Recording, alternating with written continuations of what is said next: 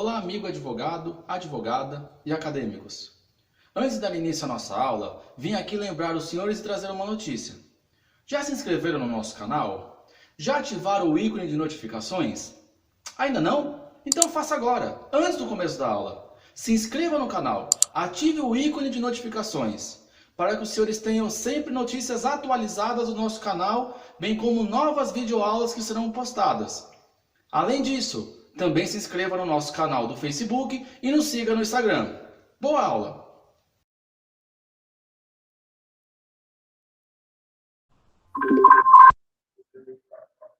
Então vamos lá, boa noite, senhores.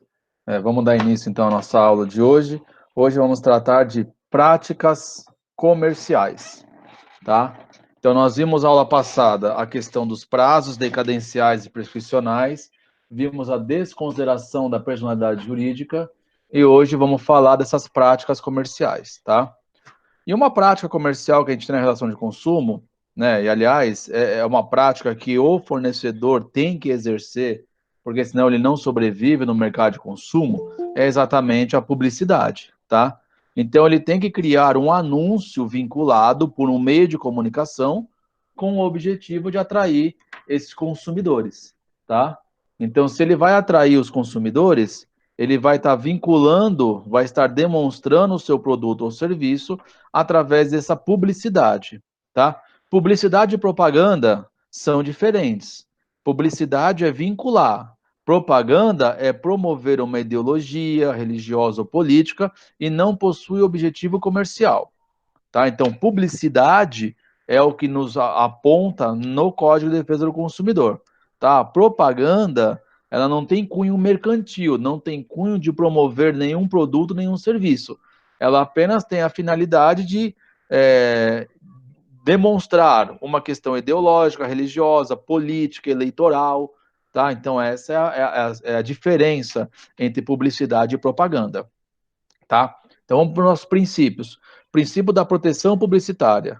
Então, o que o artigo 36 coloca para nós? A publicidade deve ser vinculada de tal forma que o consumidor, fácil e imediatamente, possa identificá-la, né? Então, quando você, consumidor, está lendo um jornal, está vendo a televisão, você percebe que aquela propaganda, é, você percebe que aquela publicidade, perdão, é realmente o fornecedor divulgando o seu produto ou divulgando o seu serviço, tá? É de fácil percepção.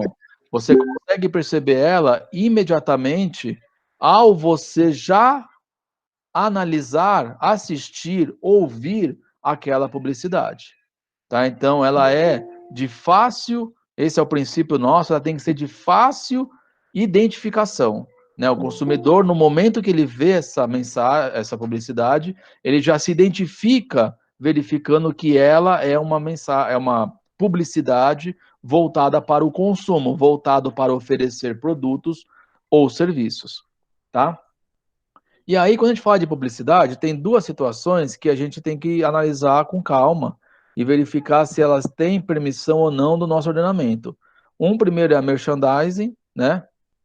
Que permitido desde que o anunciante se utilize dos créditos para informar que será exibida uma publicidade, né? Então, você, no momento que você subsidia uma propaganda, desculpa, você subsidia um programa de televisão, você pode ter créditos, né? Então, a pessoa dá os créditos sobre aquela informação ou sobre aquele programa, o subsídio, ele pode dar o crédito para você, né? Então, ele vai demonstrar o crédito para que você, no momento da propaganda, a pessoa somente vai anunciar, né? Que nem tem um comentarista esportivo, né? Que até tem um nome, um trocadilho ligado com a merchandising, que ele sempre está falando em nome das pessoas com quem ele detém créditos, né? Que pagam para ele anunciar o produto deles ou a marca deles, né? Então, esse merchandising não tem nenhum problema no nosso código, na nossa relação de consumo, tá? O nosso problema é a publicidade subliminar, né? É a prática abusiva que fere o princípio da identificação da publicidade.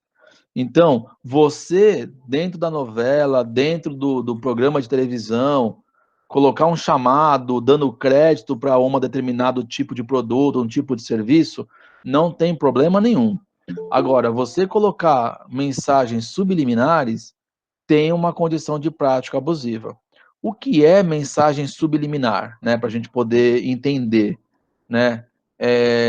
São pequenos flashes que aparecem dentro do programa, dentro do filme, principalmente do filme, que é fração de milésimos de segundo e a pessoa não consegue perceber essa publicidade, né? Mas a repetição dela, o nosso cérebro, ele acaba captando essa imagem ou essa informação e ao processar essa informação, ele coloca no subconsciente nosso a necessidade, ou pelo menos que quando nós formos consumir um produto daquele segmento, essa seja a primeira imagem que venha na nossa cabeça, tá? Então isso é publicidade subliminar. Teve uma época, eu não vou dizer que isso é verídico, porque eu não vi nenhum julgado, eu pesquisei até para dar essa informação com credibilidade para vocês, mas foi muito rotulado, né? E um aluno meu que trabalhou em agência de publicidade, ele comentou exatamente que numa publicidade subliminar que existia, era muitos filmes, existiam pequenos flashes da empresa Coca-Cola, que fomentavam as pessoas, ao sair do cinema, a tomar uma Coca-Cola, estavam com sede, a tomar esse tipo de refrigerante, né, induzindo eles a a consumir um produto que, pelo seu comportamento normal, talvez eles não consumiriam. Mas vem essas imagens subliminares que vão rotular ele, consumidor, a consumir esse produto, tá? O Bruno está falando da Jequiti. Você está falando da Jequiti com relação a merchandise ou relação à publicidade subliminar? A merchandise eu não vejo problema nenhum, porque aparece o crédito da Jequiti nos programas do SBT, salvo engano. Subliminar, eu nunca via. Bom, eu nunca ouvi falar. Bruno, se você tiver depois o caso para nós, que aparecia rápido a imagem e saía. A subliminar, né, tem essa característica, né? A Luciana está falando que tem sim. Eu não lembro de ter visto, tá? Então não posso afirmar que não, mas como vocês estão falando que sim, a Jennifer também está falando que sim, então tinha mensagem subliminar, que era exatamente essa ideia. Ficar aparecendo flashes rapidamente sobre essa marca e essa marca acabar induzindo esse consumidor posteriormente a fazer isso. Bruno, quando você estava assistindo Chaves, também aparecia. Eu não lembro, sinceramente eu não lembro mesmo, tá? Né? Então, aparecer os produtos, Luciane, seria, né, não uma mensagem subliminar, né? A mensagem subliminar é aquela que você não percebe. Quando você vê os produtos dentro do meio da propaganda, você vê os produtos, na verdade, é uma exposição, né? Isso é publicidade, é exposição. Agora, quando a imagem aparece, desaparece, aí você vê que ficava piscando essa informação, né? Que nem a Priscila está colocando. Se piscava, isso sim é uma mensagem subliminar, tá? Agora, alguém consumir, né? Eu acho que deve ter ainda, eu não assisto esse programa faz um tempo, né? O Big Brother. Lá aparecia lá Carrefour, essas empresas que os carros, né? Eles estão fazendo propaganda, publicidade, perdão. Então eles estão fazendo publicidade, sem problema nenhum, né? Isso não é mensagem subliminar, né? Agora, subliminar é isso, é aparecer muito rápido, sair muito rápido, menos de um segundo, né? Isso sim, que nem o Bruno está colocando, é. Eu não me lembro porque eu não me lembro de ter assistido, mas subliminar é isso mesmo, tá? Princípio da vinculação contratual da publicidade. Toda informação publicidade suficiente precisa, suficientemente precisa, vinculada por qualquer forma ou meio, vincula a oferta, né? Então, quando você oferta um produto, oferta um serviço, e você está ofertando pela publicidade, né, a oferta vincula o negócio. É uma expressão nossa do direito do consumidor. Então, você ofertou, então honre com a oferta que você fez, tá? Isso é o nosso princípio da vinculação contratual. Então, todas as informações que estão no anúncio publicitário, todas as características que estão no anúncio publicitário estão vinculadas no contrato, né? Vai ser vinculada, faz parte integrante do contrato que vier a ser celebrado. Veja, a nossa legislação já tinha a previsão, já instituía a figura do pré-contrato, né? Aquela disposição preliminar ao contrato, né? Seja ele verbal ou escrito. Então, uma vez vinculado à publicidade e o consumidor querendo consumir aquela oferta, eu já tenho um pré-contrato, só falta a consumação dele, que é a aquisição, que vai se caracterizar com o contrato de compra e venda, tá? Ou venda e compra, depende da doutrina, ele fala que é diferente, né? Que primeiro você vende para depois comprar, não você compra para depois vender, mas é o contrato de compra e venda ou venda e compra. E o artigo 35 coloca que se o fornecedor se recusar a cumprir a oferta, o consumidor terá a escolha, ou seja, ele terá a livre escolha de tomar alguma das medidas alternativas. Vamos chegar nela daqui a pouquinho, tá bom? O que é importante para nós, então? Quais são os requisitos da publicidade? Primeiro, tem que ter um anúncio, ou seja, uma vinculação. Cuidado, consumidor, a prova é sua, tá? Você tem que trazer o anúncio para provar que realmente houve a oferta e precisa ter informação suficiente sobre essa oferta, sobre o bem que vai ser consumido, tá? Se não tiver essa oferta, eu não vou dizer que houve uma publicidade, tá? Você tem que ter vinculação e tem que ter as informações importantes sobre o bem a ser consumido, tá? Simplesmente uma informação, uma publicidade, né? Liquidação, tá bom, é uma publicidade, mas ele não falou qual é o produto, então você não pode dizer que houve uma oferta de algum produto porque não foi vinculado nada, só foi feito um chamamento que aquele estabelecimento estava em liquidação, tá? Então, para você ter uma publicidade que vincule a oferta, é necessário o anúncio, consumidor, o ônus da prova é teu, e, logicamente, esse anúncio tem que ter todas as informações do bem a ser consumido. Valor, características, especificidades, tá? Tudo isso são requisitos para que você tenha uma publicidade que vincule a oferta. E aqui está as hipóteses. Havendo recusa, já que a ideia é exigir o cumprimento, a primeira hipótese que o consumidor pode fazer é entrar com uma medida obrigando o cumprimento da obrigação forçada. É uma ação de obrigação de fazer ou uma obrigação de dar coisa, né? Então é uma tutela específica. Eu quero que eles cumpram a oferta e que me entreguem o produto X conforme anunciado, ou preste o serviço X conforme anunciado. Mas ele também pode, caso o produto não tenha mais, aceitar outro produto, né? Ou pedir a rescisão do contrato. Rescisão do contrato, voltando lá atrás, já existia um pré-contrato, né? Você já tinha a oferta e o consumidor aceitou essa oferta. Se você tinha a oferta e o consumidor aceitou essa oferta, eu já tenho um pré-contrato, só estou aguardando a consumação, que é a finalização com a entrega do produto ou a entrega do serviço. Então, se ele não entregar, se recusar a entregar, você vai rescindir o contrato e vai pleitear as perdas e danos, tá bom? Então, você tem essas três formas alternativas, ou seja, uma vez que você tem a oferta e o fornecedor se recusa a cumprir a oferta, você tem essas hipóteses para que o consumidor exerça o seu direito. Entrar com uma ação obrigando o cumprimento, aceitar outro produto no lugar daquele que foi ofertado, ou serviço, no caso, ou rescindir o contrato e pedir eventuais prejuízos, eventuais perdas e danos. Tá bom? Agora, temos que tomar cuidado com o erro grosseiro. Por que o erro grosseiro, senhores?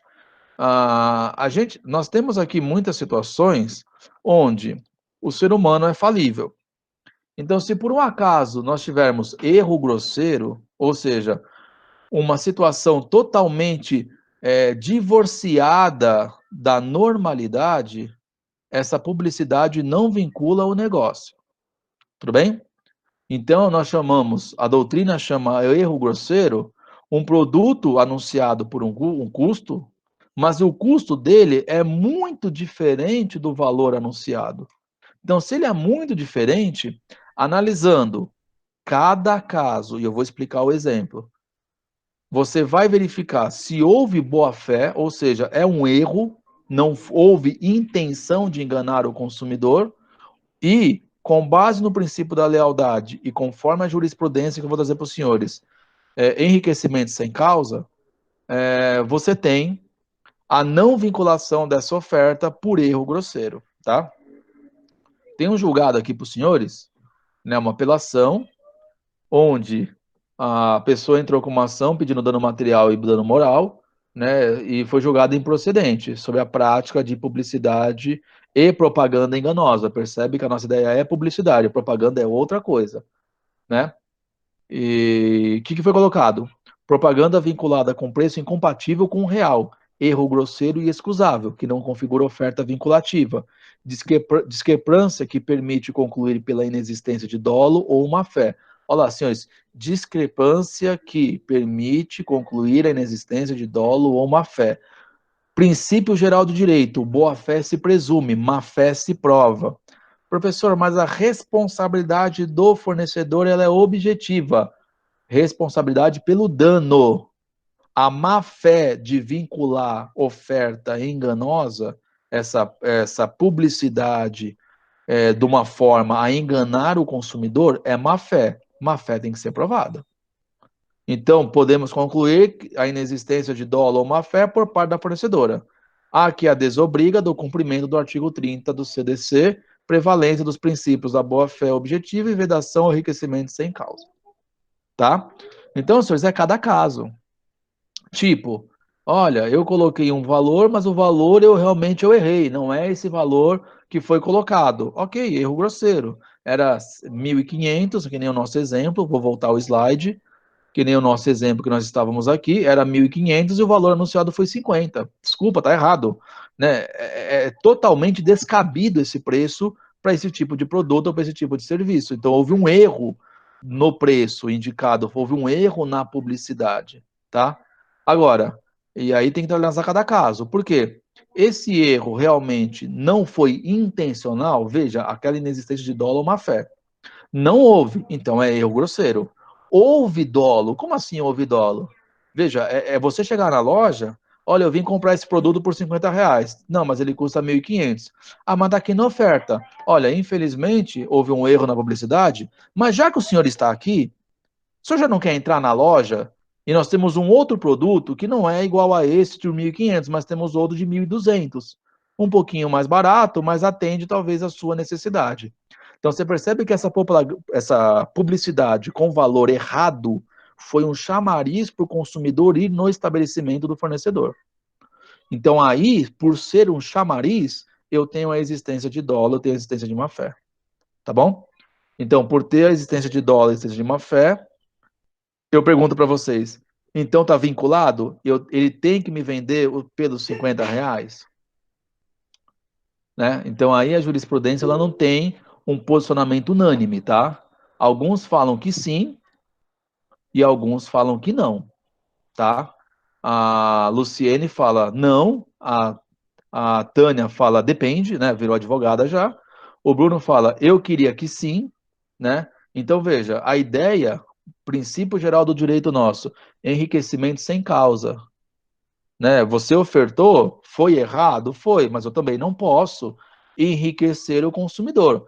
Responde pelas perdas e danos, mas você não vai ter a obrigação de entregar esse bem por aquele valor anunciado, tá? Mas já vi julgado mandando entregar, tá? Então a ideia é que o erro grosseiro, aquele que não é demonstrado, exatamente, ele não vincula a publicidade. Eu passei aqui, o Bruno falou, igual nas Casas Bahia, que fez a propaganda dizendo pague aquilo que puder, né? Teve gente que comprou produto de R$ 50 valendo 1.000, né? Então, aí foi uma briga, eu acho que esse foi um dos julgados que falaram que sim, porque percebeu que houve má fé da Casas Bahia, tá? Eu não me lembro se foi as Casas Bahia esse caso, tá? Então, aqui a gente tem essa questão de, se vinculado, vai manter a oferta, não vai? Você percebe que está dando enriquecimento sem causa para o consumidor frente a esses casos, tá? Mas pode ser que aplique, não vou dizer que sim nem que não. A Luciane coloca isso, aconteceu isso num site da Black Friday no ano passado. De valores errados. O ideal é que o fornecedor, quando ele publica uma informação e percebe o erro, ele imediatamente faz uma retratação dessa publicidade, né? Então, o ônus da prova é do fornecedor quando ocorre um erro grosseiro? Então, na verdade, boa-fé se presume, Mateus. A inversão do ônus da prova é sobre o defeito ou vício do produto, né? Então, assim, lógico, temos que facilitar a inversão do ônus da prova, mas eu não posso fazer uma prova, a gente chama de prova diabólica, para o fornecedor, né? Então, ele, fornecedor, ele não vai, a não ser que ele confesse, a não ser que tenha uma prova dele, mas quem tem que fazer essa prova é o consumidor, tá, Matheus? Porque não é você quebrar um princípio geral do direito chamado boa-fé objetiva, né? Então, veja que vamos analisar cada caso a boa-fé. Não tendo boa-fé, aí você vai realmente trazer esse ato como um ato premeditado, logo é um ato ilícito, responde pelas perdas e danos. Tá bom, Matheus? Me parece que o ônus da prova aqui é do consumidor, não é do fornecedor, não. Tá? Princípio da transparência da fundamentação publicitária. O que quer dizer isso daqui, senhores? Quando o fornecedor faz um anúncio publicitário, ele tem que dar informação sobre esse produto, ou seja, sobre os dados físicos, sobre os dados fáticos, perdão, técnicos e científicos, né? Então, quando você vende um produto terapêutico, um produto que vai dizer que você vai emagrecer, qual é a composição, como que ele é feito, né, da onde que você tirou esse estudo, da onde que vem essa análise, né, por que que você vai perder caloria. Então, você tem que ter, fornecedor, essa informação para dar para os interessados, né? Não é que isso vai ficar na publicidade. Se você colocar tudo na publicidade, não vai ter espaço mais, a publicidade vai ser de 1 hora, né? Então, na verdade, você vai fazer o chamamento para aquele produto seu, com as informações suficientes e básicas para um consumo consciente, mas se o consumidor quiser, ele tem que manter essas informações para que as pessoas interessadas possam obter essas informações. Tá? E pessoas interessadas, consumidor, não tenho dúvida nenhuma, mas também Ministério Público, PROCON e DEC, são pessoas que são substitutos processuais na relação de consumo, tá? Então eles também, né, substitutos não, substituição processual, tá? Nas relações de consumo. Tudo bem? Princípio da inversão do ônus da prova. Cuidado, Matheus, para a gente não confundir, tá? O artigo 38. O ônus da prova da veracidade da correção das informações ou comunicação publicitária cabe a quem as patrocina. Então, o erro grosseiro, ele vai, veja, eu tenho que quebrar a má-fé. Então, o fornecedor, ele não vai na defesa dele dizer que não foi erro grosseiro. Ele vai trazer a tese do erro grosseiro, dizendo que aquele valor era totalmente descabido. Você, consumidor, tem que provar. Mas quando você tem uma informação lá, olha, esse produto vai secar sua barriga, ó, esse produto vai tirar a dor do ombro, dor das costas, né? Você tem que, você, fornecedor, provar que aquela informação que você deu realmente é verídica. Tem lastro, tem fundamento científico, tem fundamento fático, ou seja, pesquisa, resultados. Então, você tem o ônus à prova de provar as informações que você deu. Tá bom? E sobre esse ônus da prova, senhores, eu tenho um outro julgado aqui que ajuda a gente a verificar muito bem essa questão sobre o ônus da prova, tá? Depois eu vou colocar no Classroom todos esses julgados para vocês lá, para quem quiser depois olhar novamente. Olha lá. Rescisão de contrato, compra e venda. Sentença julgado improcedente. O que era o caso, senhores? Colchão magnético. Então, aqueles colchões que prometem tratamentos terapêuticos. Sentença de improcedência. Publicidade enganosa. Caracterização. Olha lá. Ação parcialmente procedente, apelo parcialmente provido. Ou seja, publicidade vinculada no sítio eletrônico da fornecedora, assegurando propriedades terapêuticas do produto, consumidora que adquiriu o colchão com promessa de alívio em dores decorrentes de escoliose lombar, mas não teve o resultado assegurado na publicidade. Pronto. Rescisão contratual. Houve a oferta e essa publicidade vinculou o produto.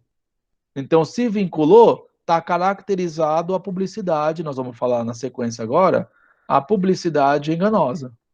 Você enganou o consumidor, você não deu uma informação correta, você não deu uma informação verídica, então você fez uma propaganda enganosa. Tudo bem? Então, olha lá. O juiz da primeira instância entendeu que era improcedente, tá? Depois vocês podem até pegar o julgado para ver as razões, mas o tribunal reformou a decisão dizendo que não, é procedente esse pedido de publicidade abusiva, porque a publicidade vincula o negócio, vinculou o negócio jurídico. Então, se vinculou, ela esperava esse resultado não foi alcançado, tá bom? Para a gente trazer as informações sobre o ônus da prova. Ela teria que trazer nesse processo para se afastar que a situação, a informação que ela deu, ela é verdadeira, informações científicas, que talvez culpa exclusiva do consumidor, ela não utilizou o colchão da forma correta, né, no ângulo correto, enfim, também se eu dei informação para isso, tá bom? Então nós temos esse princípio na nossa publicidade da inversão do ônus da prova. Vamos ver os tipos. Publicidade enganosa. É enganosa qualquer modalidade de informação, comunicação de caráter publicitário, inteira ou parcialmente falsa. Nosso julgado entendeu essa disposição, porque não atingiu o resultado.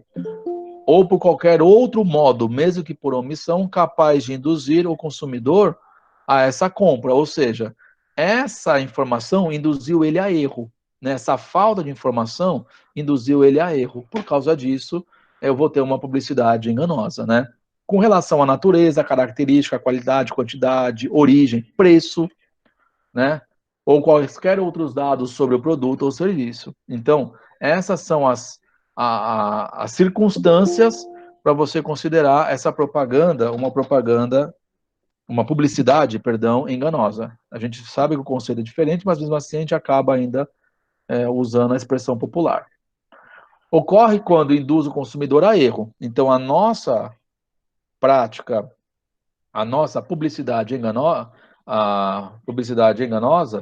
ela traz para a gente que o consumidor foi induzido a erro pelas suas informações, seja de forma que você deu informação, uma atitude comissiva ou uma atitude omissiva. Né? Então, você deixou de dar essa informação. Agora, para a gente poder falar de informação abusiva, de publicidade abusiva, eu tenho que verificar essa enganosidade que é feito sobre uma análise abstrata. Vamos ver o critério objetivo, o conteúdo dela, e o critério subjetivo, para quem ela é destinado.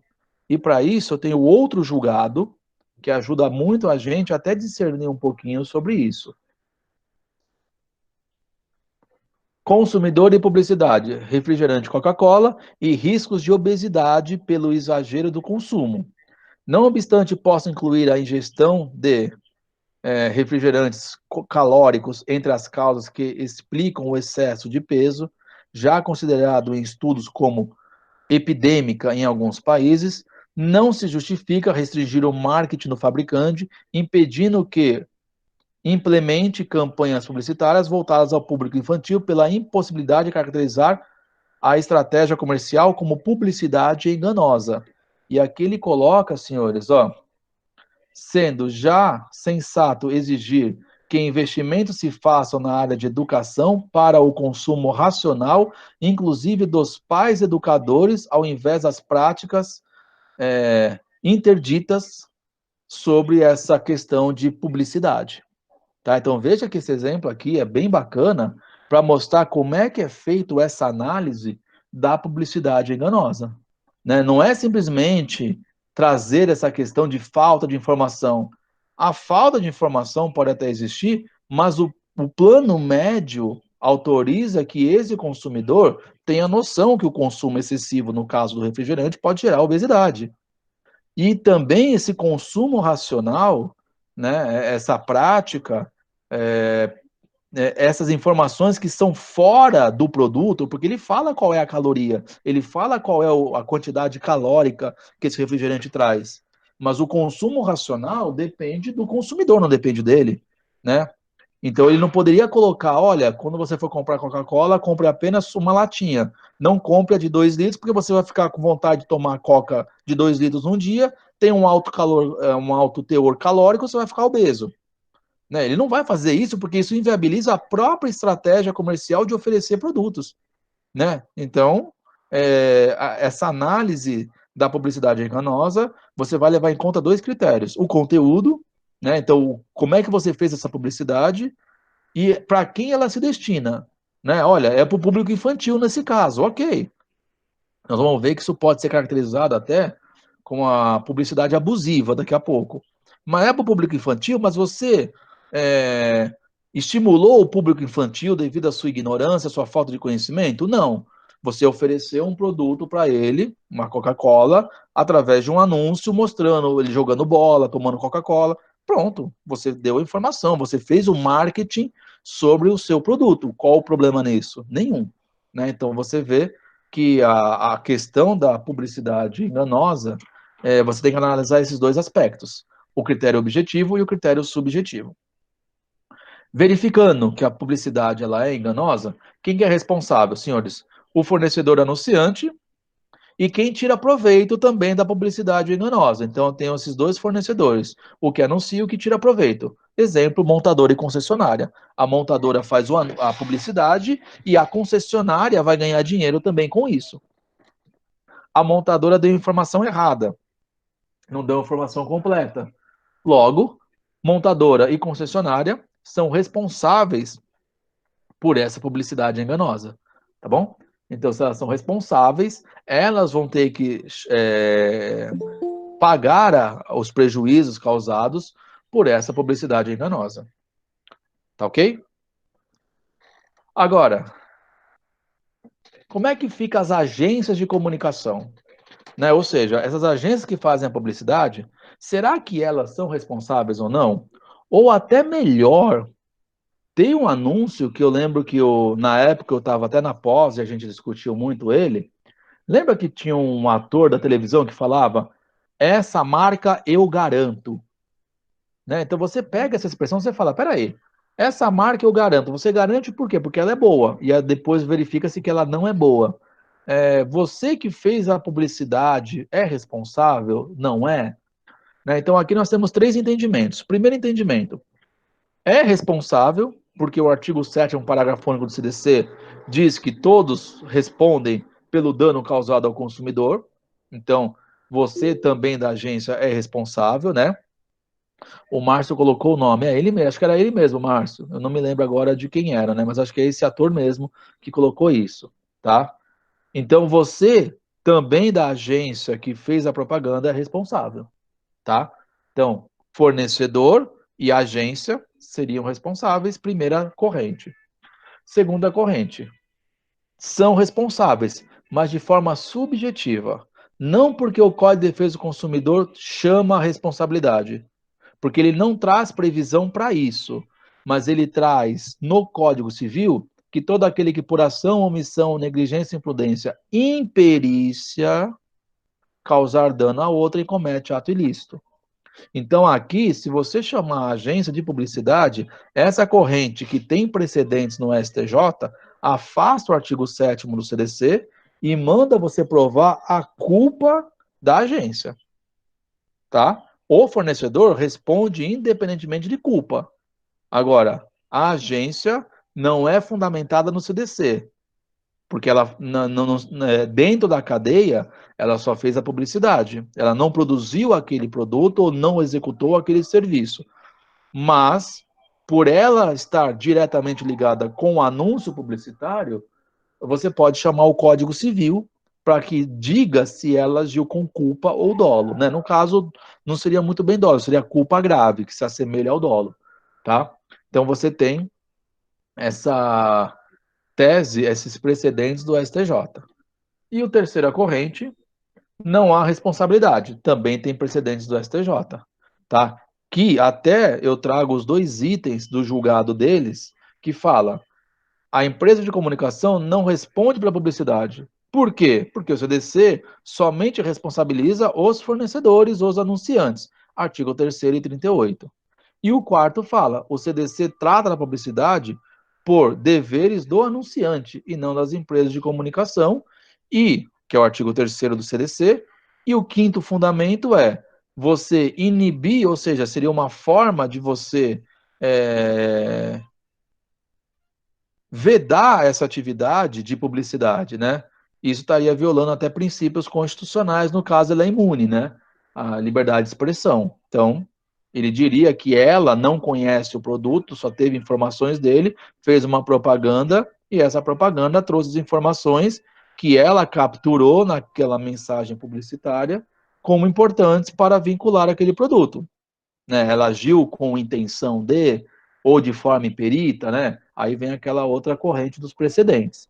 Mas a ideia de que ela responde pelo CDC está afastada com base nesses precedentes do STJ. Então, se você quiser trazer a agência publicitária no polo passivo de uma ação, você já sabe que a responsabilidade dela é subjetiva. Você tem que trazer os fundamentos dela no artigo 186 e 942 do Código Civil. Luciene está falando, mas se chama uma pessoa que tem credibilidade para garantir o produto, não é enganar ou ludibriar o consumidor? Como o caso de um cantor, não vou citar o nome, que é vegetariano e faz propaganda de uma empresa de carne? Então, Luciane, a ideia, vamos voltar lá para o contexto nosso, tá? Aqui no artigo. Enganar é dar informação ou comunicação de caráter publicitário inteiro ou parcialmente falso, né? Então, assim, quando esse cantor ou aquele ator dão a sua opinião, quer dizer que a informação é falsa? Né? Então, é esse o ponto que chega para nós no Código de Defesa do Consumidor. Né? Até que ponto existe essa informação falsa? Né? Ele está de conluio com o fornecedor para colocar no mercado um produto com informações incorretas? Né? Então, você percebe que isso é a nossa discussão, é a base da discussão nossa.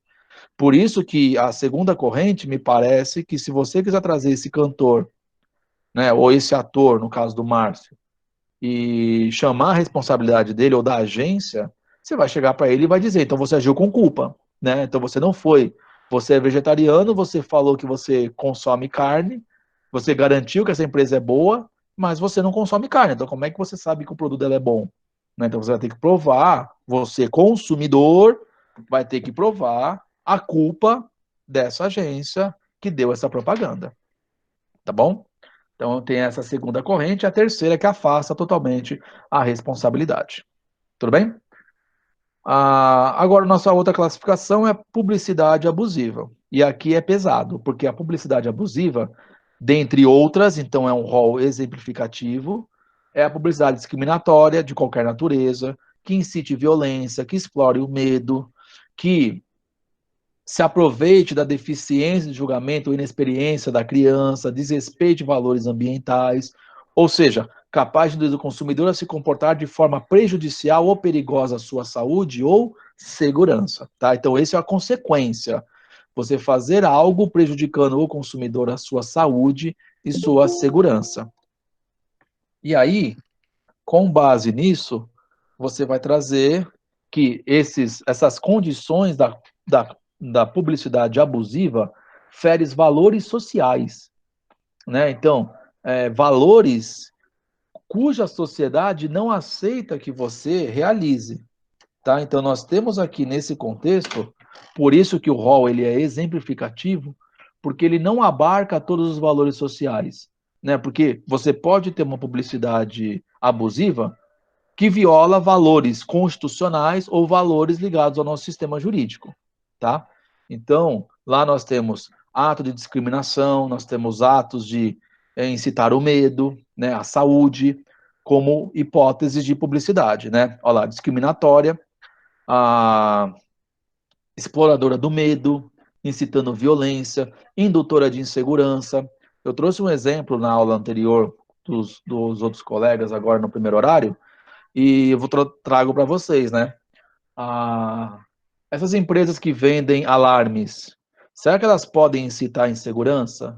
E insegurança não quer dizer, olha, ou a violência, pode ser uma violência também, mas eu acho que se enquadraria talvez a insegurança. Olha, se você não comprar o meu alarme monitorado, o meu alarme para sua residência, o seu patrimônio vai ser roubado. Será que isso não é uma publicidade abusiva? Incitar a insegurança? Que nós sabemos, o Código Penal prevê roubo, furto, então você pode ter a sua casa roubada, você pode ter o seu carro roubado ou furtado, ok, né?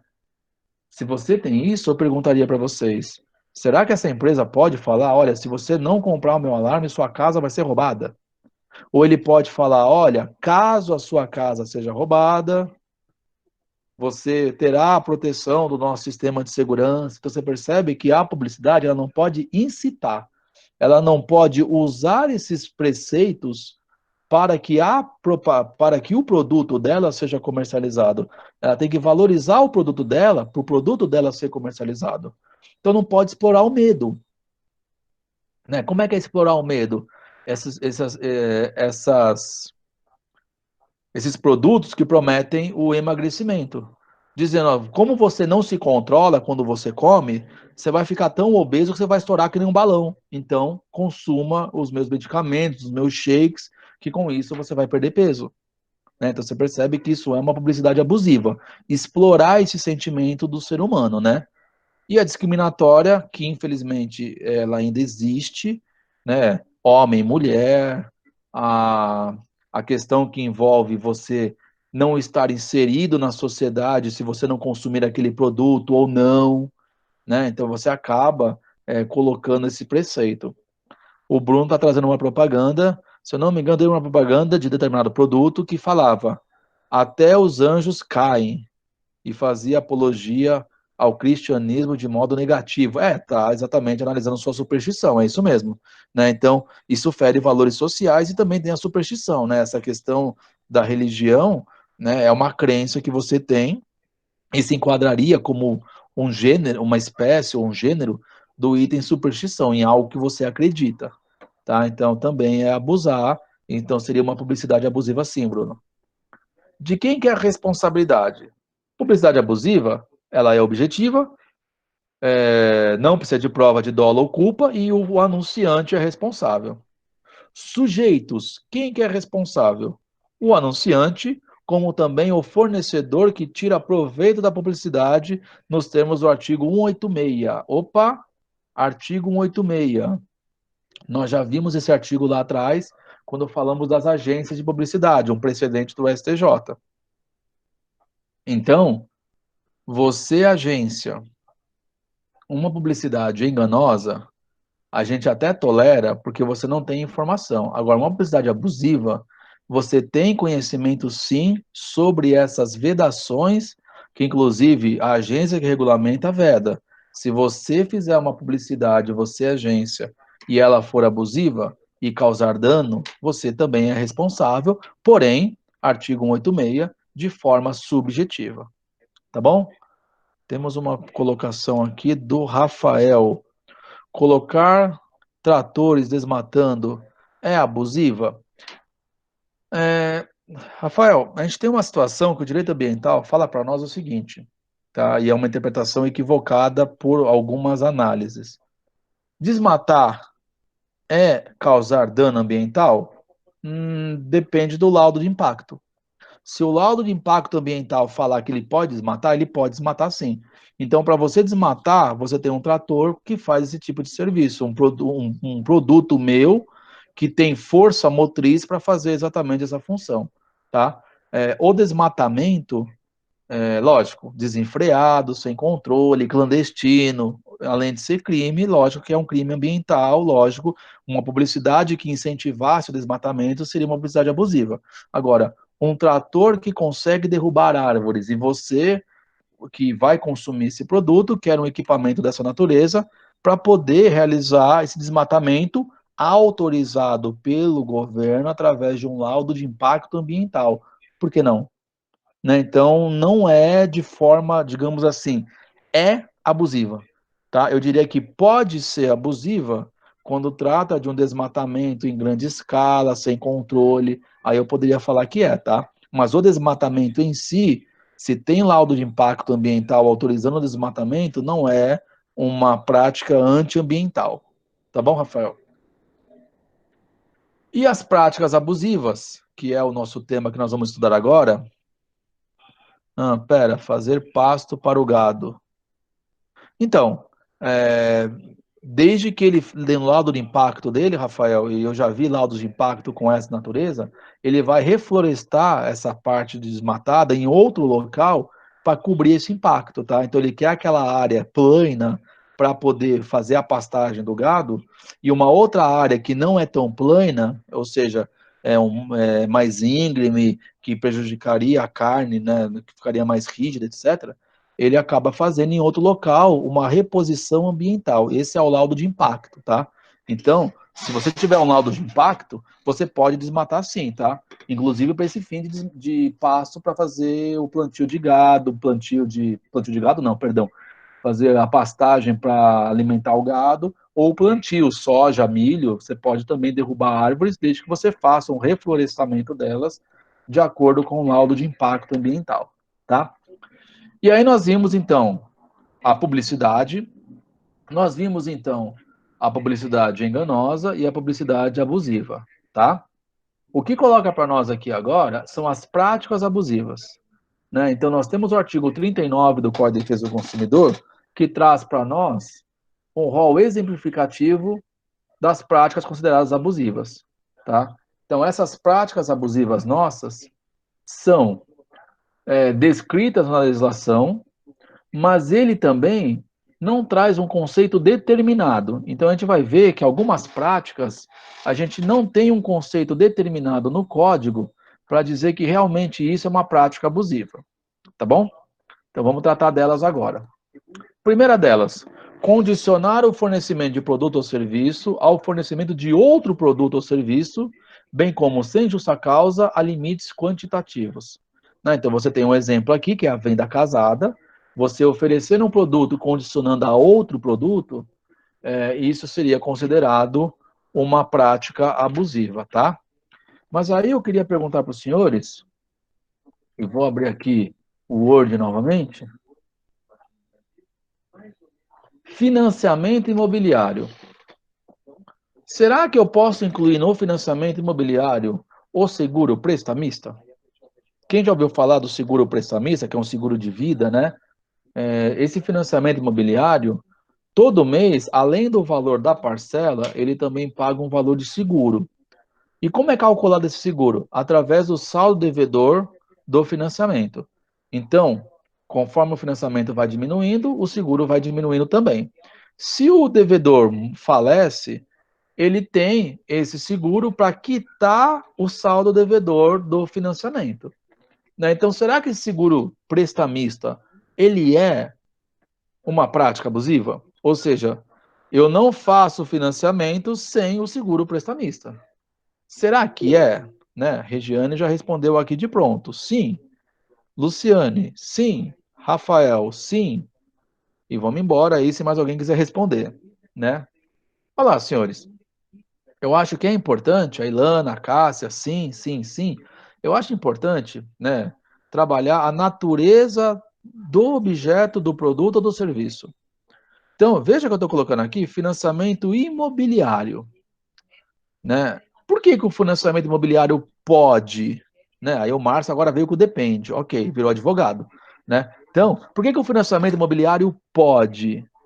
E por que outro financiamento não pode? Como assim pode e não pode? Vamos para os exemplos. Julgado, olha lá. Cédula de crédito de financiamento de veículo, alienação fiduciária, seguro prestamista, prêmio do seguro, abusivo, venda casada. Não pode, no financiamento de veículo, ter venda casada. Tudo bem? Luciane, eu vou responder sua pergunta já já, porque faz parte do complemento. Então é prática abusiva. Ok, então venda casada é prática abusiva. Vender seguro prestamista é prática abusiva. Tá lá, julgado, Tribunal de Justiça, olha lá. Abril de 2020, recente, olha lá. Registro foi ontem, julgado em janeiro de... Nossa, foi registrado só agora, janeiro de 2013. Tá? Não, 2013 não, processo de 2016, pelo amor de Deus. Deve ser outro ano aqui, na hora de colar, deve ter tido erro. Mas é um julgado recente. Então, você tem essa prática abusiva da venda casada, entendendo o seguro prestamista. Mas, e isso inclusive, ó, teve recurso repetitivo que deu fundamento para isso, que foi o tema 972 do STJ, tá? Mas, financiamento imobiliário, instrumento particular de financiamento, com alienação fiduciária em garantia. Cédula de crédito bancário e financiamento de veículo com alienação fiduciária. É a mesma coisa. A diferença é que aqui é um bem imóvel e aqui é um bem imóvel. Seguro prestamista e danos fixos ao imóvel. Abusividade? Não ocorrência. Incidência do artigo 5º da Lei 9514 de 97, que trata do Sistema de Financiamento Imobiliário, o CIF. Então, vem comigo. Eu pergunto para vocês, seguro prestamista é cláusula abusiva? É uma prática abusiva? Olha a ideia. E aí agora vamos colocar a pergunta que o pessoal está fazendo aqui para nós, né? O financiamento imobiliário, normalmente, ele tem um período muito longo, né? Nós sabemos que uma certeza na vida que o ser humano tem é que ele vai morrer um dia. Então, a probabilidade, ou seja, dentro desses 240 meses de financiamento dele morrer, é muito grande, perto do financiamento de veículo, que é de 36 vezes, 24 vezes. Né? Então, a probabilidade é muito grande no imobiliário e a probabilidade no veículo ela é um pouco menor. Né? Então, assim, faço ou não faço? Incluo ou não incluo? Né? Então, é bem delicado. Eu acho que a ideia, e aí o Edinaldo está colocando de uma forma que eu acho que é importante. A ideia do seguro prestamista não é uma venda casada, é uma proteção do consumidor no momento que ele adquire esse crédito. Então, se é uma proteção do consumidor no momento que ele adquire esse crédito, exatamente para responder a pergunta da Luciane, porque quando esse cara morrer, vai ser paga essa dívida. E qual é o problema? Interpretação do direito, sucessão, herança. Como é uma garantia sobre um direito real, uma vez os herdeiros recebendo o direito real, eles também vão receber essa dívida para eles pagarem. Então, já que é um direito real, estou fazendo um financiamento de um carro, estou fazendo um financiamento de uma casa, então eu tenho que ter esse seguro para que, caso ocorra a morte, esse seguro vai quitar o débito, não deixando prejuízo para os herdeiros. Então, me parece que é uma cláusula muito perfeita. Não vejo abusividade na cláusula. O que eu acho que tem abusividade é quando você não expõe essa cláusula no momento que você realiza o negócio jurídico. Né? Então, eu acho que a venda casada na alienação fiduciária é quando você não demonstra. E aí o Edinaldo fala, e o financiamento de um carro para idoso? Veja, idoso ou não idoso, eu acredito que a cláusula tem esse produto tem uma finalidade muito boa, garantir que o devedor quite o seu débito com a morte, porque senão vai ser transmitido para os outros herdeiros, né? Para terceiros. Então eu acho que a ideia é muito bacana. Eu acho que caminhar para a venda casada seria procedente, por exemplo, no julgado que nós estamos vendo aqui, quando você fala que o consumidor não foi informado, alertado e esclarecido da cláusula. Simples assim, né? Então, me parece que é uma cláusula, já que eu tenho, e me perdoa a jurisprudência, duas do Tribunal de Justiça de São Paulo, né, recentes, que exatamente colocam posicionamentos antagônicos, falando uma de bem imóvel, outra de bem imóvel. Tá bom, mas os dois são bens de direito real. Olha que legal. É porque um contrato é mais longo e o outro é mais curto? Tá bom. Mas aí vem o Edinaldo e fala, tá, mas quem está adquirindo o financiamento é um idoso. Exemplo. Aliás, até para idoso, o financiamento imobiliário tem prazos reduzidos de acordo com a idade também. Né? Então não é um período tão longo, né? Um senhor de 50 anos quer fazer um financiamento, não é 240 meses, é menor. Então eu acho que a ideia da lei de 97 é trazer que esse contrato acessório do financiamento ele tem exatamente uma proteção do consumidor e não uma prática abusiva, tá? mas eu acho que é uma discussão aqui que vale debates posteriormente, e para os senhores, quem quiser, quem ainda não escolheu um tema para TCC, olha que tema bacana, né? E quem quiser, e já foi indicado eu como orientador, que já recebeu o meu e-mail, é um tema aí que se quiser estudar e a gente pesquisar, por que não, né? A venda casada, a contradição da abusividade da venda casada em direitos reais mobiliários e imobiliários, né? Eu acho que é um tema bem bacana a ser abordado. Bom, inciso 2, recusar atendimento às demandas do consumidor na exata medida das suas disponibilidades. Então, o consumidor, se você executa um serviço ou vende um produto, você tem que vender esse produto, a não ser que não tenha no estoque. Se você faz um serviço, você tem que vender esse serviço. E não pode pôr limitação. Ao exemplo, taxista que se recusa a atender corrida para perto do local. Né? 2 quarteirões, 3 quarteirões, ele não quer a corrida. Ah, lamento. Você, o serviço é transporte, você tem que fazer esse tipo de serviço. Tá? Outro também, ó, seguradora que se recusa a vender seguro de vida para pessoa que não tem nenhuma doença, já está curada da leucemia. Né? Então, só porque ela tinha uma doença anterior e hoje está curada, você não vai vender esse produto para ela de seguro de vida. Então, na verdade, acaba sendo uma prática abusiva também essa condição, tá? Depois eu tenho aqui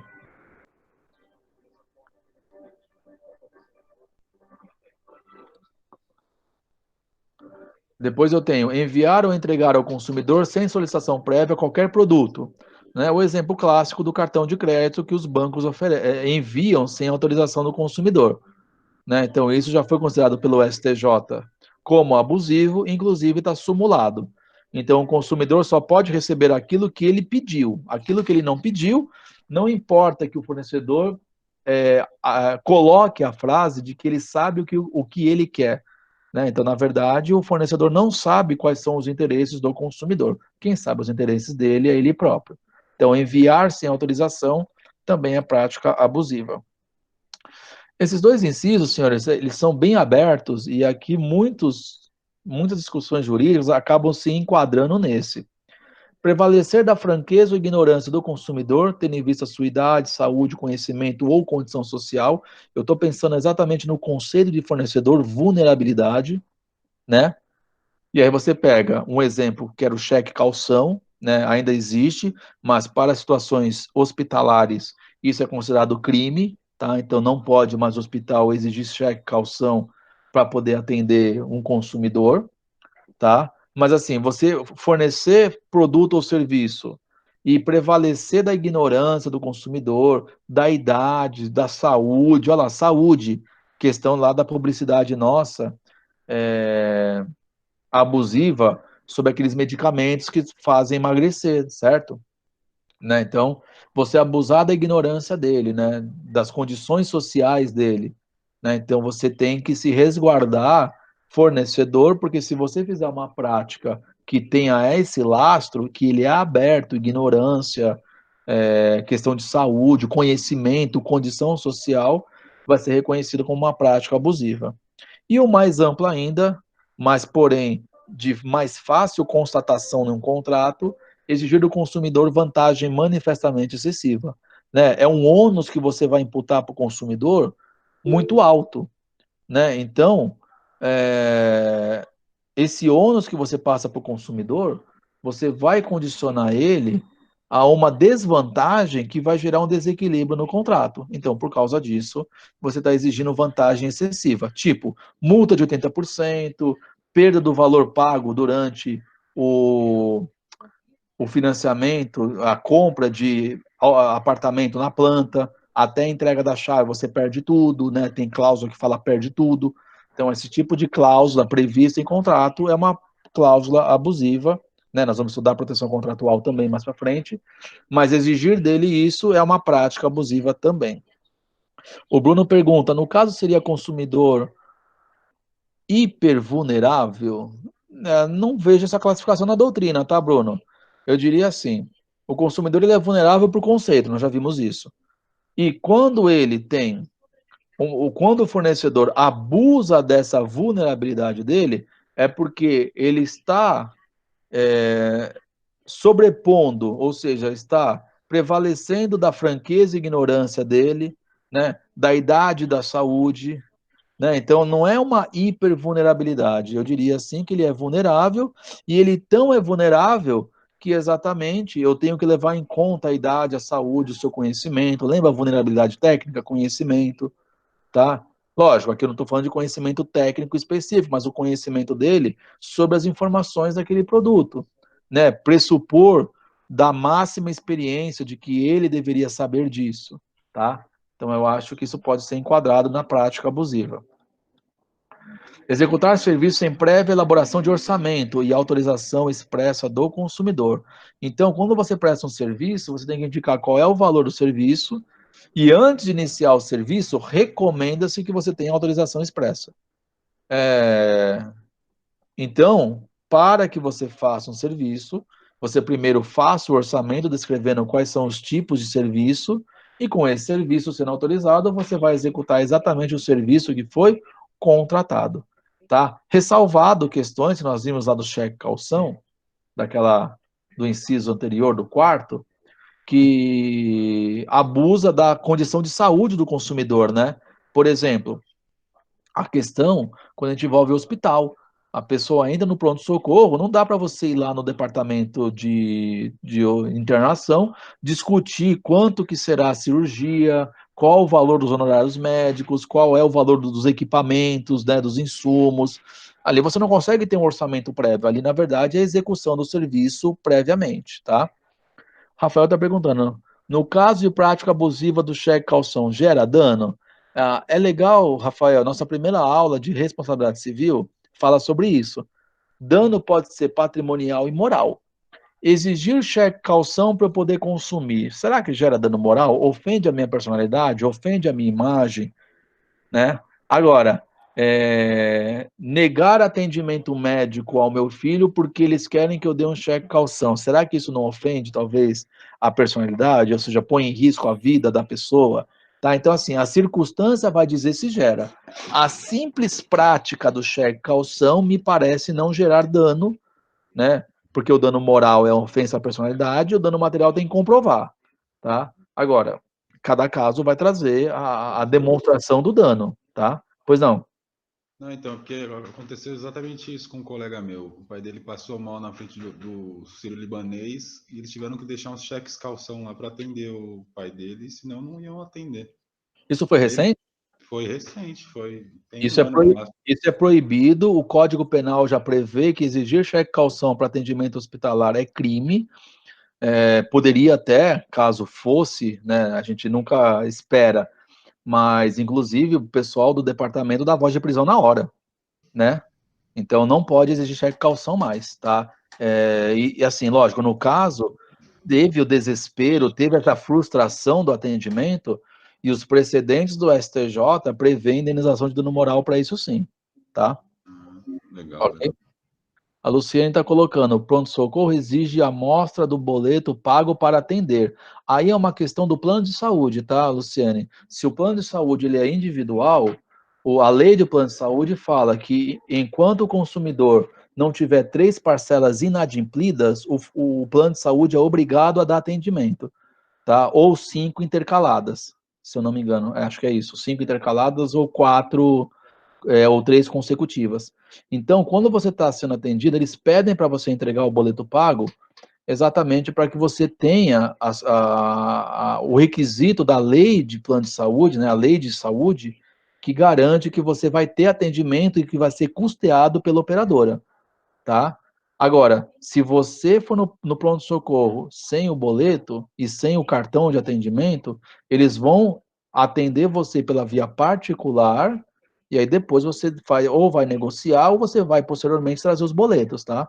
Eles não vão negar atendimento, eles só querem que você demonstre para demonstrar se você vai dar entrada dentro da parte do plano ou dentro da parte particular, tá bom?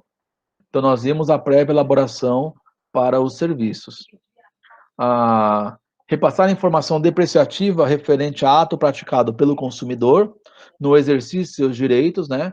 Então, o consumidor que reclama no PROCON e os fornecedores fazem uma lista negra dos consumidores, né?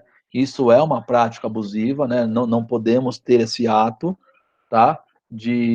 Se alguém defende, vai à busca de um direito, fazer essa lista negra de informações. Priscila, uma pergunta, acho. Há 11 anos eu sofri isso. Fui para uma maternidade, o convênio na época empresarial havia cancelado por equívoco. O gerente da empresa teve que ir deixar um cheque calção. Fiquei das 9. Ah, tá. Aí, Priscila, o nosso problema é, primeiro, nessa época não existia a proibição. Essa mudança no Código Penal foi feita, se não foi há 3 anos, já está entre isso, tá? E na época era uma prática muito corriqueira o cheque calção dentro dos hospitais. Mas aí, com essa aplicação do Código Penal e uma mudança legislativa que houve na ANS, a gente, no Ministério da Saúde, teve exatamente essa vedação, tá? Mas na época, infelizmente, tinha mesmo, tá? Então, alguém teve que fazer, aí no caso, o gerente da empresa teve que ir resguardar você por uma falha ou dele, ou uma falha lá da operadora.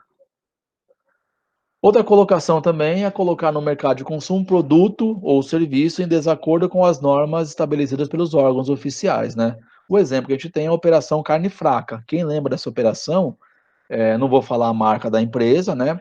Mas foi determinada empresa do gênero alimentícios de carne que estava comercializando carne estragada, carne fora do lote de validade, estava colocando produtos químicos para voltar à validade daqueles produtos, tá? Então, você tem esse produto colocado no mercado de forma que prejudica a saúde do consumidor. Isso é uma prática abusiva. Você está enganando o consumidor porque ele não tem conhecimento técnico.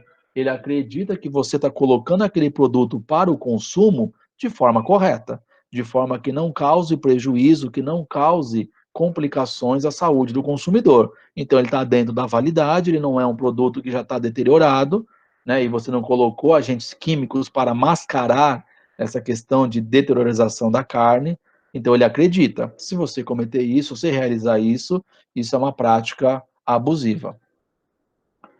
Recusar venda de bens ou prestação de serviço diretamente a quem se dispõe a adquiri-los. E aqui vem o ponto, mediante pronto pagamento. Por quê? Se eu estiver vendendo um produto ou estiver comercializando um serviço e o consumidor quiser pagar a prazo, ou seja, de forma parcelada, e esse consumidor, porque isso é público, isso é legal, né? Público que eu digo não é público que todos têm acesso, mas isso é legal, o cadastro do Serasa do SPC. Então, se os fornecedores têm esse cadastro, que é legal, onde existem consumidores que não são bons pagadores, eu posso me recusar a vender esse produto ou esse serviço para quem é mal pagador.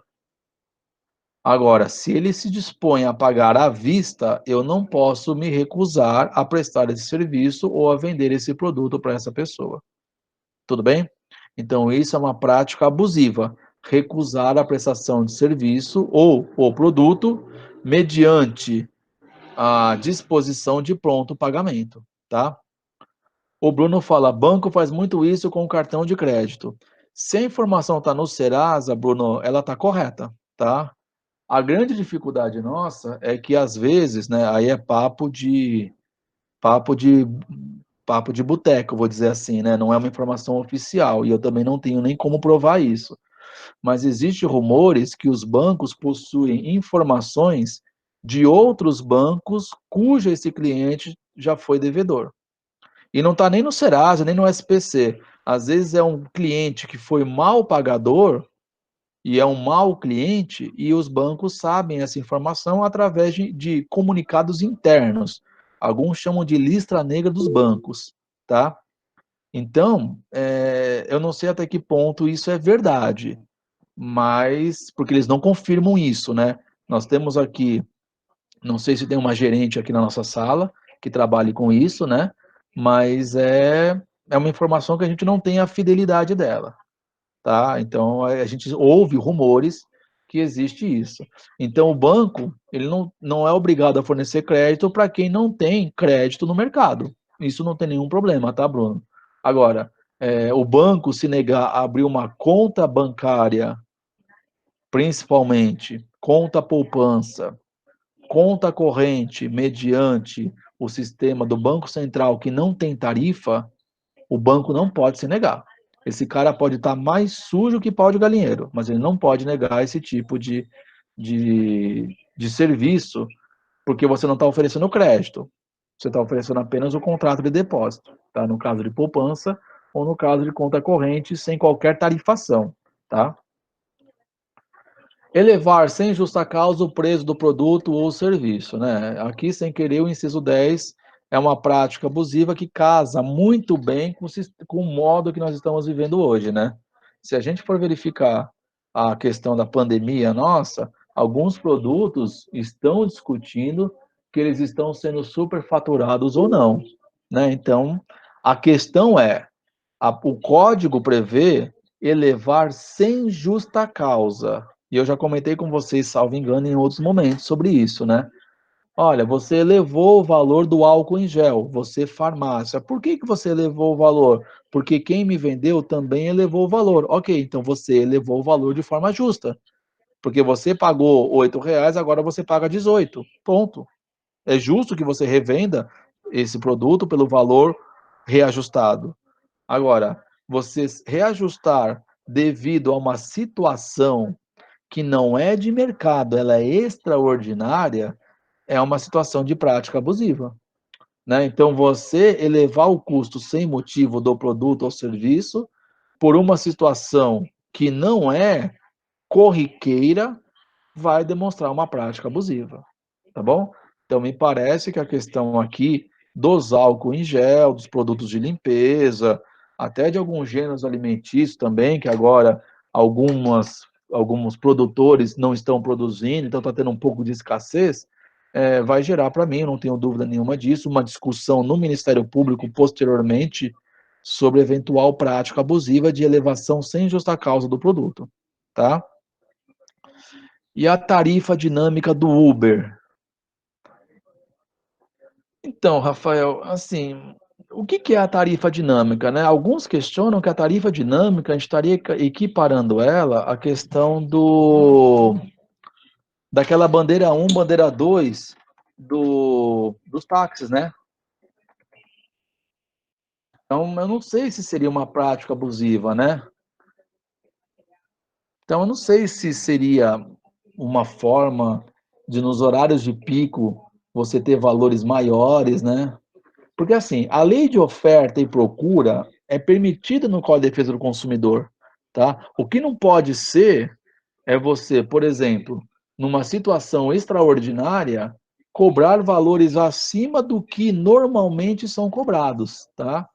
Então, eu não sei se seria considerado, nesse caso, uma questão de prática abusiva, né? Porque quando o produto ele está mais barato, e vamos colocar assim, me perdoa, eu sempre gosto de analisar o contrário, né? Eu sou retardado. Ah, o valor da passagem, né, o valor do trajeto normal é R$ 10. Só que eu tenho períodos onde ou não existe tantos passageiros querendo fazer aquele trajeto. Então eu vou fomentar o consumo desse trajeto cobrando um valor diferenciado, cobrando 8, cobrando R$ 7. Então eu também penso ao contrário, né? Você tem o período de pico, onde se tem mais procura, logo é o valor talvez normal. Eu não sei, eu não tenho uma opinião formada sobre essa questão da tarifa dinâmica do Uber, tá? Porque os táxis também têm a bandeira 1, bandeira 2, e sempre foi legal essa questão. O judiciário nunca aplicou como uma prática abusiva, né? E agora a gente colocar o Uber como prática abusiva na questão de maiores picos, não sei, eu não tenho uma opinião formada ainda sobre isso, tá? Professor, Alguém abriu o microfone, pode falar. eu mesmo, Rafael. Porque assim, no Natal e no Ano Novo, uma corrida de 10, ela acaba saindo por 80, 50, vai que seja 30. Então, muito mais alto do que um dia normal. Não, então, aí eu concordaria, porque assim, a tarifa dinâmica, ela não trabalha somente os períodos anormais, ela coloca também as situações de pico, né, os horários de maior movimentação.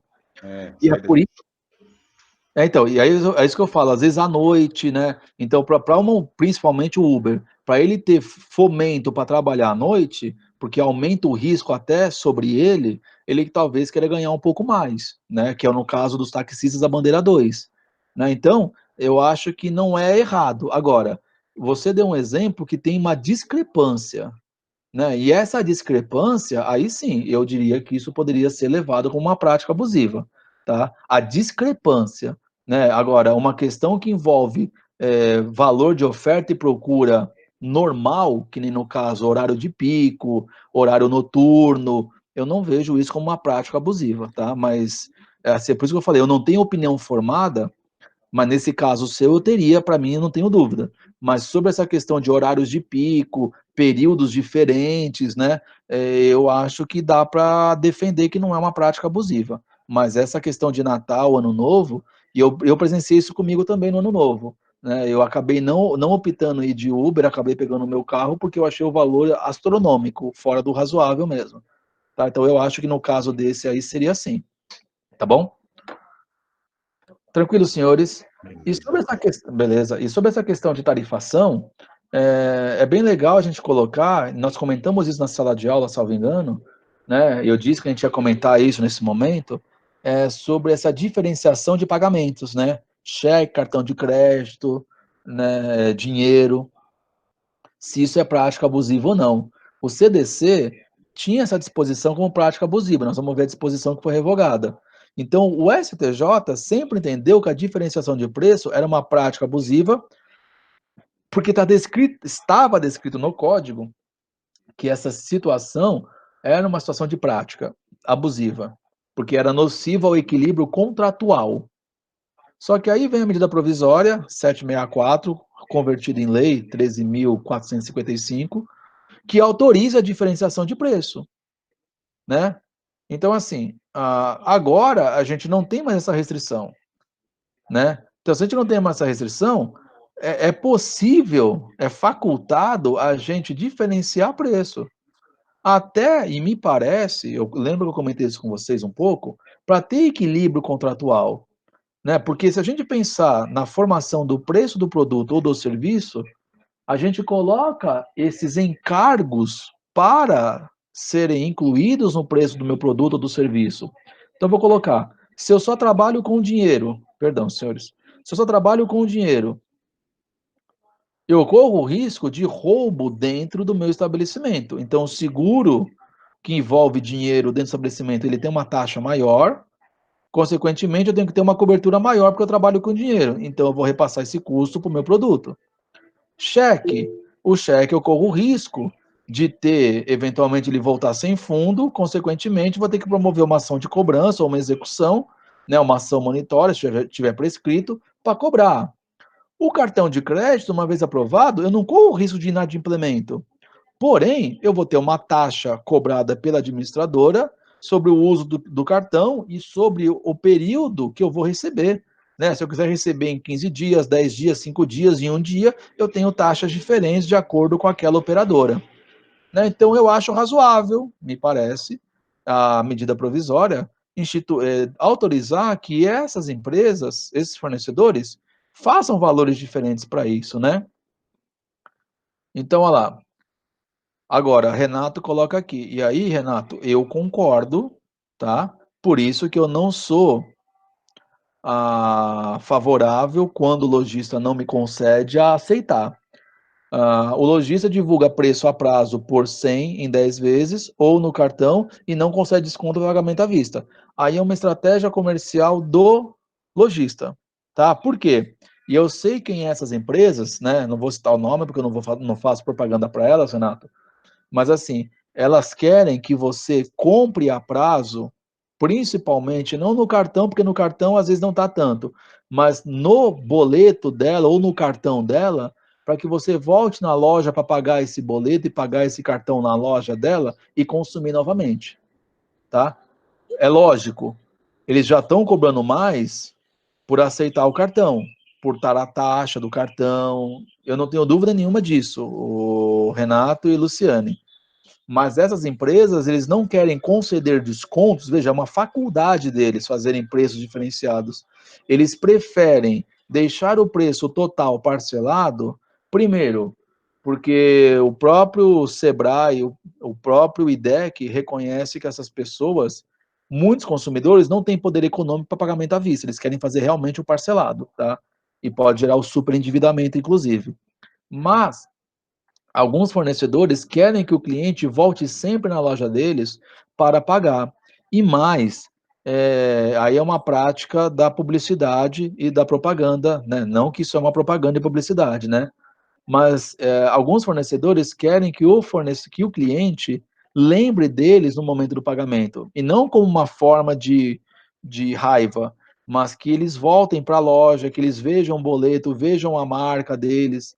Então, eles acabam estrategicamente preferindo o parcelamento e não dando desconto mesmo, e só aceitar cartão, tá? E eles podem, de acordo com a medida provisória hoje, também só aceitar cartão, eles não são obrigados a aceitar outro meio de pagamento, tá? E por que... Oi, pois não, quem abriu o microfone pode Oi, falar. desculpa, professora Luciene. É porque, Oi. assim, tem lugares que aceita cartão, mas, assim, com cartão você paga uma taxa maior porque é a taxa da maquininha que eles pagam. Tá Isso certo? pode ou não? Claro, tá certo. Porque é a diferenciação. Então eles falam, ó, se você quiser comprar comigo no cheque ou no dinheiro, eu não pago taxa de cartão. Então, se eu não pago taxa de cartão, eu estou te oferecendo exatamente o produto, o valor do meu produto ou do meu serviço. Mas se você quiser pagar no cartão, aí eu vou ter que colocar a taxa do cartão, porque é algo que eu não estou recebendo para mim. Eu estou repassando para você ter essa, abre aspas, comodidade do cartão ou facilidade do cartão. Tá? Porque é uma taxa que ele acaba suportando, e a medida provisória tenta trabalhar uma ideia que a jurisprudência não trazia antes, que eles têm o equilíbrio contratual, tá? A Sheila está meio indignada com isso. Sheila, pensa no seguinte, tá? Então, pensa no seguinte. Para a gente entender um pouco isso, nós temos que colocar primeiro a questão sobre como é formado o valor do produto ou do serviço. Além de eu colocar matéria-prima, insumos, possíveis inadimplências, eu também coloco encargos tributários, administrativos e, por que não agora, empresariais, taxa de cartão de crédito, maquininha do cartão de crédito, tá? Então, veja, se eu tenho isso, eu já estou colocando no meu produto um percentual, e no caso, como é a venda desse produto, o próprio valor da maquininha, o próprio valor do deságio que eles fazem por você vender a crédito uma taxa X ou a débito uma taxa Y. Então, eu acho que isso é transparente, isso é dar equilíbrio no contrato, quando o consumidor te oferece em dinheiro, te oferece por transferência bancária, né, que não tem nenhuma taxa para pagar. Então, me parece que ter essa diferenciação de valores não é uma prática abusiva, né, principalmente agora pela medida provisória, tá bom? Então, o Bruno coloca, eu achei que não podia. Então, pela medida provisória de 2017, ela deu autorização para você diferenciar. E a justificativa da diferenciação é exatamente esse encargos que são repassados para o consumidor, né? Então, eu te digo, o meu produto é X, mas se você comprar na maquininha, vai ter o encargo. O que eu acho, Luciene, e complementando o Bruno, que talvez seja isso, uma vez que você vincula publicidade e dá informação, o preço do meu produto é 100, se eu quiser comprar, ele é 100. Se você falar, o preço do meu produto é 100 com cartão e é 95 com dinheiro, cheque ou transferência bancária, então você está dando o princípio da publicidade e o princípio da informação, tá? Então vamos separar o joio e o trigo. Você falar que o seu produto é 100 e na hora que você vai pagar, você chega com a maquininha, você quer a maquininha, e ele fala que é 105 porque tem a taxa, aí você vai dizer, não, mas o anúncio publicitário fala que é 100, logo, me perdoa. Você tinha que ter me dado a informação correta sobre o seu produto, sobre o seu preço. Agora, se você já publica, já deixa publicado que o valor do meu produto é 100 para pagamento no cartão e 95 para pagamento no dinheiro, eu estou respeitando a medida provisória, tá? A Edna está perguntando de exigir valor mínimo. Então, aí, eu vou até voltar ao slide, que nós comentamos um pouquinho sobre isso daqui quando fala de valores, né?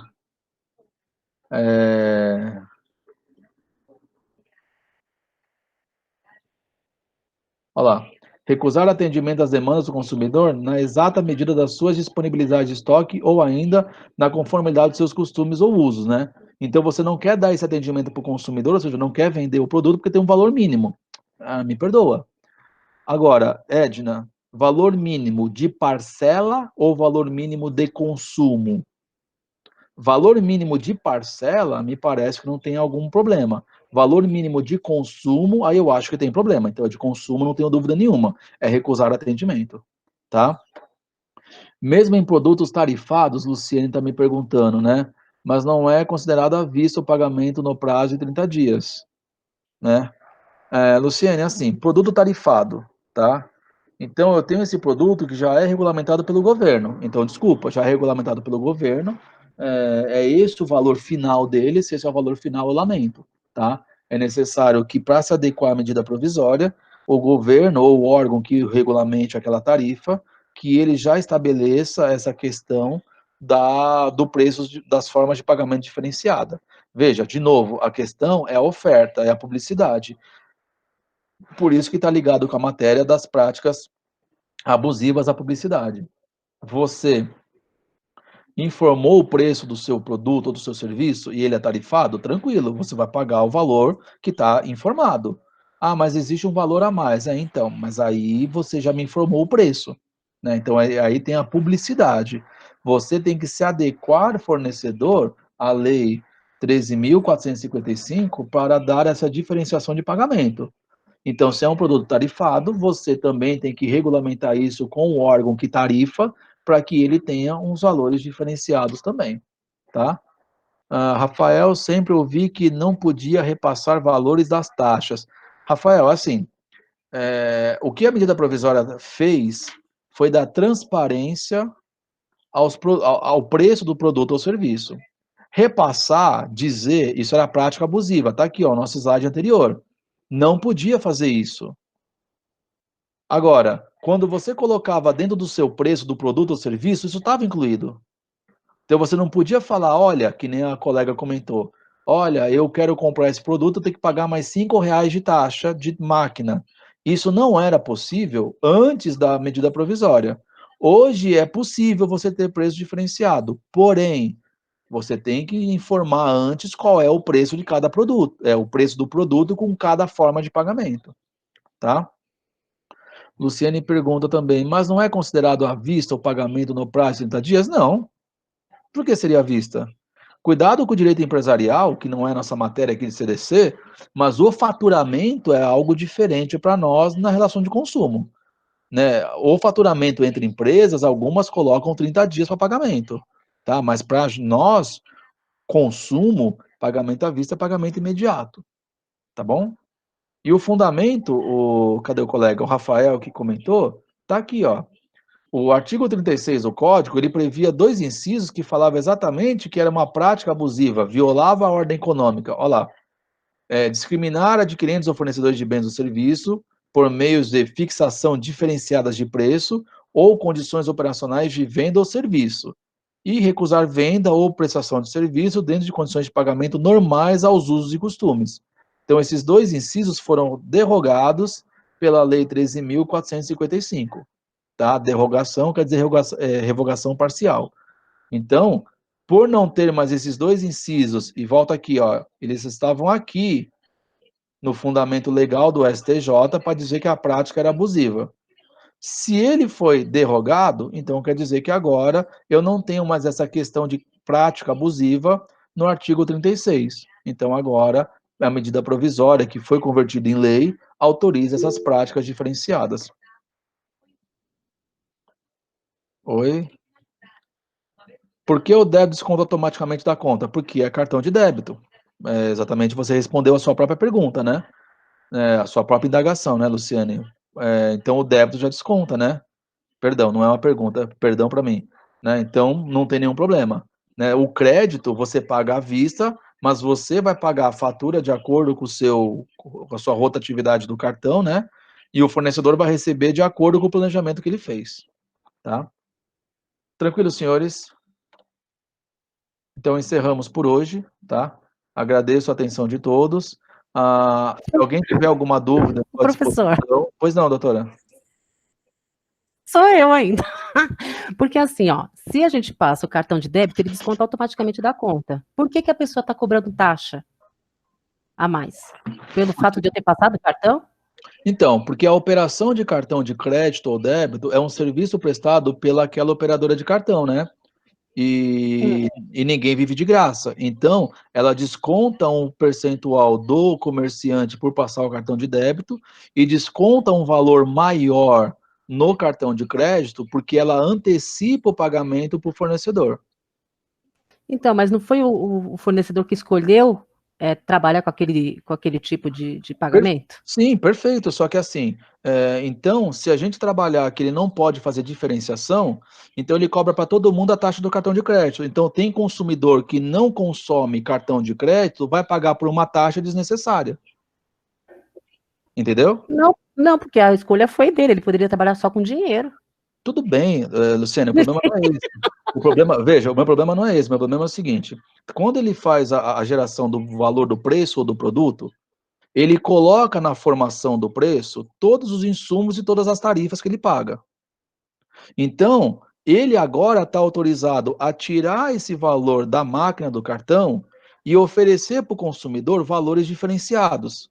Se a gente falar que não pode porque ele escolheu, ele simplesmente faz que nem o colega comentou lá, que ninguém dá desconto, uma empresa que não dá desconto e faz em 10 vezes. Ele simplesmente bota o valor do cartão de crédito, quem pagar em dinheiro, ele está ganhando a mais, e quem pagar no débito, ele está ganhando a mais.